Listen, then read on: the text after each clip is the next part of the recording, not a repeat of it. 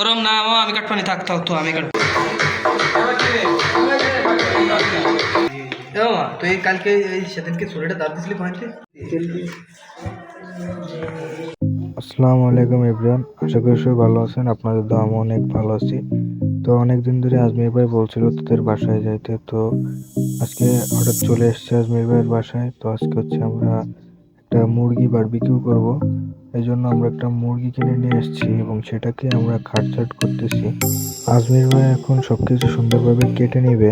তো গ্রিল করার জন্য যা কিছু প্রয়োজন সবকিছু আজমির ভাই টুকটাক করে কেটে নিয়েছে এবং এখানে আজমির ভাই একটু মশলা বেটে নিচ্ছে। এখানে মুরগির মশলা, সস ইত্যাদি দিয়ে একটা মশলা বানানো হচ্ছে। এটার সাহায্যে মুরগিটাকে সুন্দরভাবে ম্যারিনেট করতে হবে। এখানে রব মামা সুন্দর করে মুরগিটাকে ম্যারিনেট করে রেখেছে। এবার ফয়েল পেপার দিয়ে পেঁচিয়ে ওটাকে সুন্দরভাবে 1 ঘন্টার জন্য আগুনে তাপ দিতে হবে।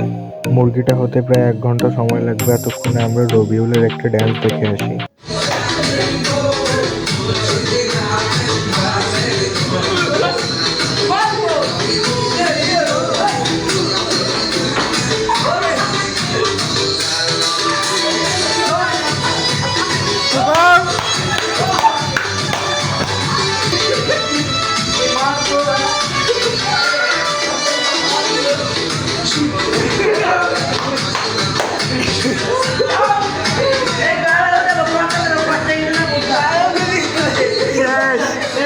যাক, 1 ঘন্টা মজা করার পরে এখন হচ্ছে আমাদের বারবিকিউর ফাইনাল রেজাল্টটা আপনাদেরকে দেখাবো।